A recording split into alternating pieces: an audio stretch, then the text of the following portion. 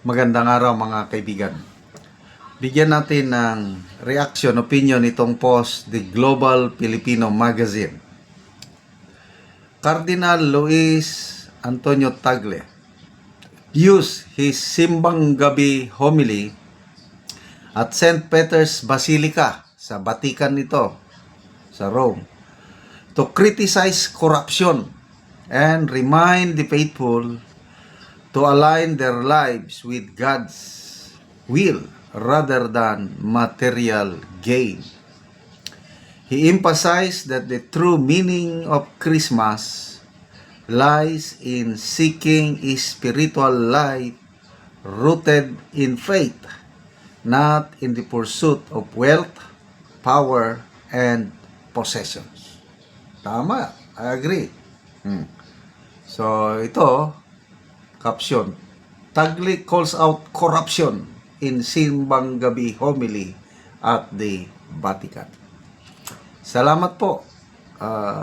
How do we call them? His Eminence.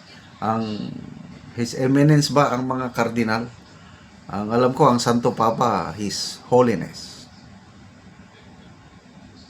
Salamat po sa paalala sa mga faithful Christians na ang buhay natin dito, temporaryo lang.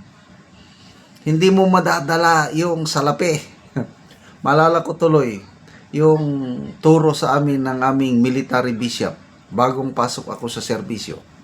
Takot na takot akong mamamatay. Sabi niya, huwag kayong matakot mamatay. Si late Bishop Tumula. Huwag kayong mamamatay. Yung death is just an acronym.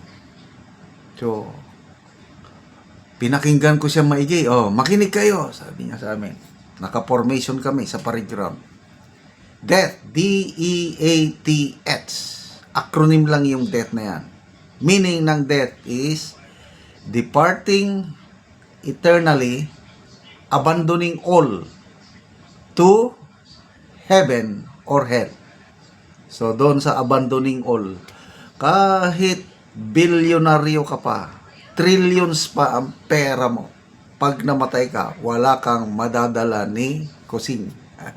Na ipanganak tayong hubad, alis din tayong hubad. Ibig sabihin, yung wala. We're born in this earth with nothing. Kaya aalis din tayo with nothing. Naalala ko yung aking pinsan. Nag-reunion kami nung namatay yung tatay niya na binilhan daw niya ng binilhan niya ng napakamahal na kabaong, 150,000 ata, para ipakita niya yung pagmamahal sa namatay niyang father. But ngayon, na-realize niya, sayang daw yun. Kasi nailibing lang, nadugmok sa Bisaya, nasira lang. Sana yung 150,000 ginamit na lang daw para sa buhay niyang mga mahal sa buhay. Kahit ano pang yaman natin sa mundong ito, wala talaga. Kasi, ang problema sa ating mga political leaders, Fuera de los buenos. Kasi may mga matitino namang mga political leaders. Example, mga Congressman Libeste, Congressman Barsaga, Congressman Eli San Fernando, mga Gen Z congressmen. Of course, nandyan din yung mga matitino. Congressman Toby Chanco, Isidro Ungab, Pulong Duterte, yung mga halos walang budget insertion. 4 lang sila na walang budget insertion sa 2025 national budget. 4 na kongresista. Pulong Duterte, Isidro Ungab, Pantaleon Alvarez, at may isa pa, nakalimutan ko yung isa. Lahat mayroong budget insertion. Sa 2025 ito At ang top notcher daw, si Congressman Sandro Marcos. 12.6 billion ba yun?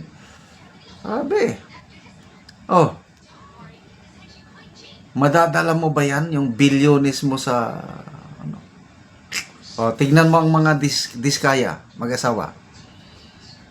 Nung bago mag-eleksyon, itong May 12, naka, pinarada ang mga karangian. Nakakaingit kung tignan mo ba dahil naka-mansion sila, ilan yung luxury cars, gulong ng palad. Ano na ngayon? Di, kakulong na silang dalawa, kawawang mga anak nila. So, tama itong kay Cardinal Tagle, agree ako dito. Ang essence ng Christmas is not on material wealth.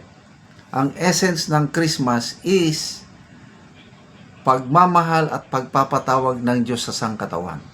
Dahil lahat tayo makasalanan, ang Diyos nagsakripisyo, iniwan niya ang kanyang trono sa langit, naging Jesus para mamatay, magsakripisyo sa krus para mapatawad ang ating kasalanan. So, in return, let's surrender our lives to the Lordship of Jesus Christ. ABC, yung palagi kong sinasabi niyan. A, accept that we are sinners. B, believe, maniwala na namatay at nabuhay muli ang Panginoong Hesus para sa kapatawaran ng ating makasalanan. And C, commit, surrender our lives to the Lordship of Jesus Christ. May dalawang Diyos sa mundo. Sabi sa Matthew 6:34 ba yan? Hindi. Matthew 6:24. You cannot serve two masters. It's either you hate the one and love the other. You cannot serve both God and money. The love of money is the root of all evil. Kapag greediness, idolatry yan. Kapag nagpurso ka ng wealth, material possessions and everything, yun ang Diyos mo. Kailan kung ipurso mo ang Diyos, seek ye first the kingdom of God and His righteousness, and all these things shall be added unto you. Unahin natin ang kalooban ng Diyos, at ang iyong mga material wealth, susunod lang yan. Kasi lahat ng bagay sa mundong ito, pag-aari ng Diyos. Psalm 24 verse 1, anong sabi doon? The earth and all that is in it is mine, sabi ng Panginoon. Kaya, yun po ang hindi naman masama magkamit ng pera, ng mga material possession, hindi naman masama yung mag-enjoy ka ng buhay, basta unahin natin ang Panginoon. Ang masama, kalimutan mo ang Panginoon, nasa sideline lang ang Panginoon, inuuna mo yung pagkamit ng milyones at the expense, corruption, kawawa ang mamamayang Pilipino. Yan ang masama. Salamat mga kaibigan sa inyong pagsubaybay sa ating channel. Nakakatulong kayo ng maigi sa tribong Talandig ng Bukidnon dahil ang sweldo natin sa channel na ito pantulong po sa tribo. Namimigay tayo ng libreng yero at pako para makapagpatayo sila ng mas maayos na tirahan. Panoorin nyo ang video na ito. Mauna niyang mga scene nga ipanghatag sa mga tao. So, dagan-dagan yod nga yero ang atong nahatag dinhi. So, mauna ni sila ang mga tao nga taga-ano gero. Maupod niya ang mga lansang nga ipanghatag. Mga lansang, mga yero. Kompleto gyud.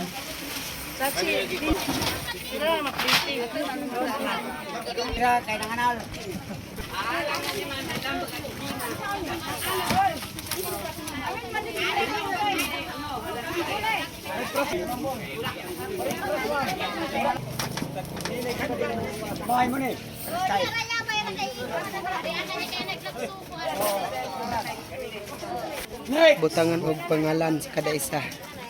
Tag-iya.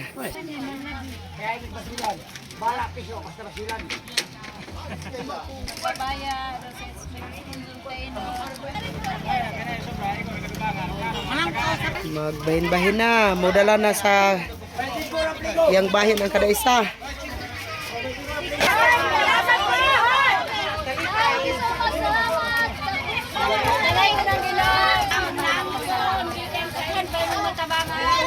Baintiutso ka pamilya ni sila. So gikarga lang. Mga balo gitabangan. Ang uban gikarga lang og motor.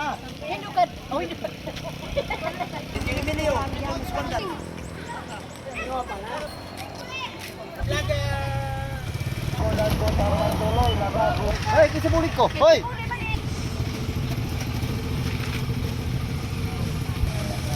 Nani si nanay ang natagaan og si naan ang iyang so muna ni ang gawas nga bahin nga kon si atop siyang balay. So muna ni gidakpon sa buslot sa balay ni nanay. So mga gatulo na gyud. Kuan na gid karaan na gid ka. So nanay pila na ni katuig ang imong balay? 15. 15 na katuig. So pila na imong edad nanay? Iteto. 82 na ka. So balo na ka nanay. Nabalo na. Oo. Hindi naman katuig siya.